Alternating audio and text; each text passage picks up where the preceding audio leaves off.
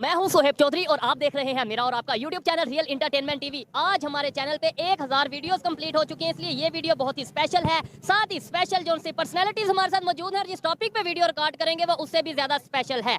इमाम काबा इंडिया का विजिट के लिए आ रहे हैं और उनका इंडिया विजिट करने का मकसद क्या है। बाबरी मस्जिद का बहुत इशू पाकिस्तान के main stream media, social media, बच्चे को बताया गया जी बाबरी मस्जिद शहीद कर दी गई, ये कर दिया गया, लेकिन ये नहीं बताया गया कि इंडिया की सबसे बड़ी मस्जिद बाबरी मस्जिद की जगह पे बनाई जा रही है। ये नहीं बताया गया कि दुनिया का सबसे बड़ा कुरान पाक उसी मस्जिद में मौजूद होगा। इसी वाले से आबिद भाई से बात करेंगे, दिलशाद भाई से बात करेंगे और मैं भी थोड़ी बहुत बात करूंगा। अस्सलाम वालेकुम आबिद भाई। जी वालेकुम अस्सलाम शुएब। वालेकुम भाई। वालेकुम सलाम, ठीक ठाक। तो मैं ये कहना चाहूंगा कि आबिद भाई आपको और दिलशाद भाई आपको जितने भी हमारे प्रोग्राम में, हमारी वीडियोस पे, चैनल पे पार्टिसिपेंट आते हैं, सबसे ज्यादा अगर पूरे साल में बात की जाए सबसे ज्यादा पसंद आपको और आपको किया गया है। उसकी वजह ये रैशनल बात करते हैं, अनबाइस बात करते हैं और खरी बात करते हैं।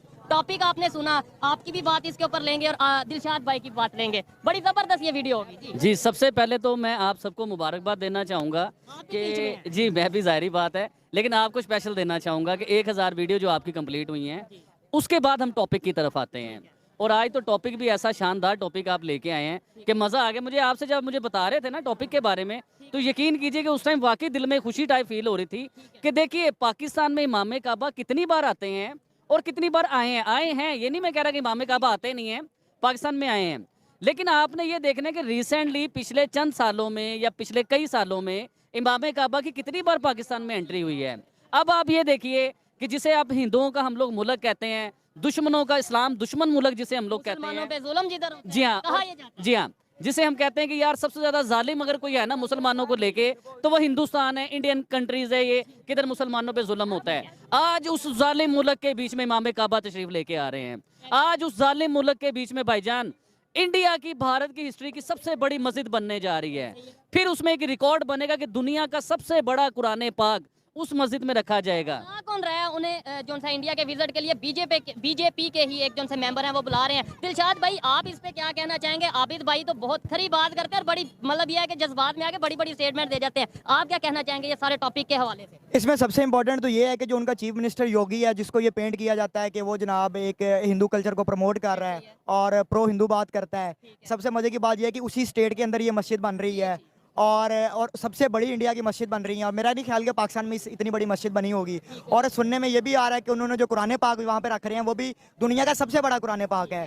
ठीक है, तो हमें भी देखना चाहिए कि अब जब जैसे जड़ावाला के अंदर एक वाकया हुआ है, क्या हमने उसकी कंपनसेशन की उन लोगों के साथ, जो कि सबसे इंपॉर्टेंट पॉइंट है। और नहीं, और बाबरी मस्जिद का जब इशू हुआ यहाँ पे जैन मंदिर को जो है वो डिमोलिश किया गया, क्या जैन मंदिर वहाँ पे बनाया गया लेकिन उसी तरीके से बनाया गया, उतने बड़े तरीके से बनाया गया? ये भी एक सवाल पैदा होता है। अच्छा, इसको तो उन्होंने इवेंट बना दिया, जैसे इमाम काबा आ रहे हैं उसका फाउंडेशन रखने के लिए, उसकी बुनियाद रखने के लिए, तो उसको एक ऐसा त्यौहार बना के पेश किया गया जो कि इंटरनेशनल मीडिया भी उसको कवर करेगा और उसको बड़ी पजीराई मिलेगी।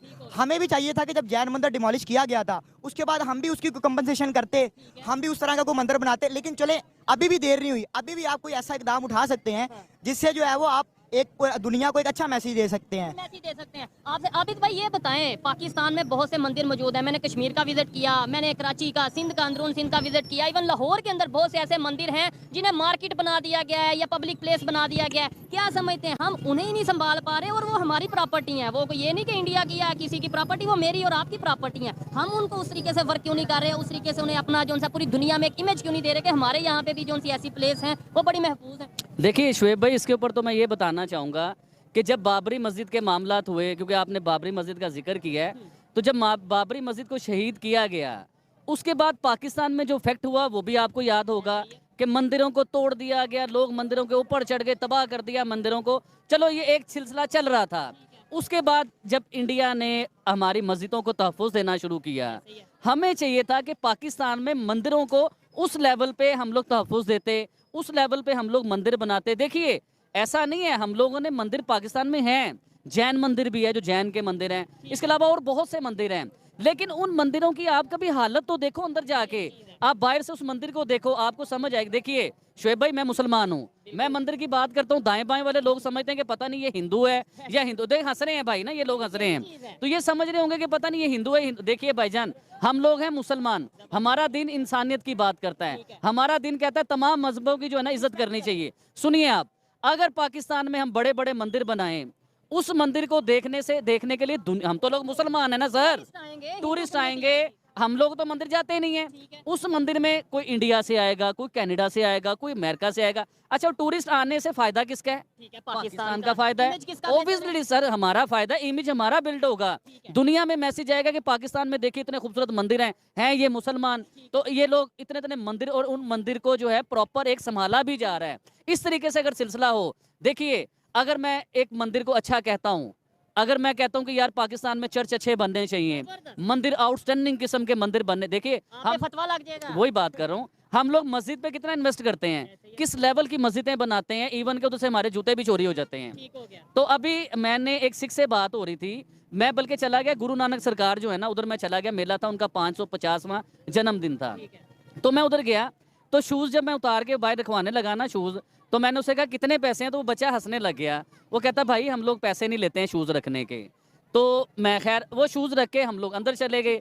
अंदर से जब हम लोग वापस आए तो वो शूज पॉलिश हुआ था, वो ऐसा चमक रहा था जैसे, यकीन कीजिए मैं झूठ नहीं बोल रहा हूँ। मैंने जब उससे पूछा कि बेटा कितने पैसे हैं इसके, तो उसने कहा सर हमारा जो है ना, हमारा कल्चर है, हमारा मजहब है कि हम लोग रिस्पेक्ट करते हैं, फ्री ऑफ कॉस्ट जो है ना लोगों के जूते साफ करते हैं, उनके जूतों को तहफ़्फ़ुज़ देते हैं।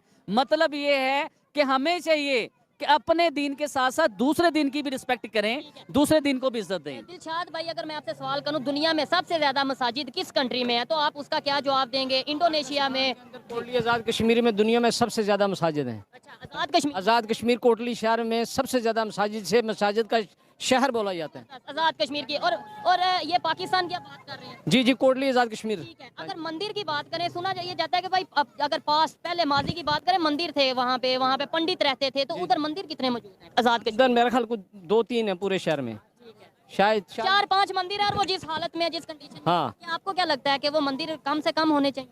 देखें जी, इस वक्त तो मंदिरों का तस्वर ही खत्म होना चाहिए, लेकिन जो गवर्नमेंट कॉन्ट्रैक्ट कर बैठी हुई है, शायद उस पर अमल करना उनकी मजबूरी है, इसलिए। आप आबिद भाई क्या कहना चाहते हैं कि उनकी अपनी अंकल देखिए मेरी बात सुनिए, दुनिया में हम लोग फखर से फील करते हैं सर, सुनिएगा मेरी ऑडियंस भी सुने। खबर भी बताएं जो मैं नहीं, इन्हें पहले मैं वो क्लियर करूंगा।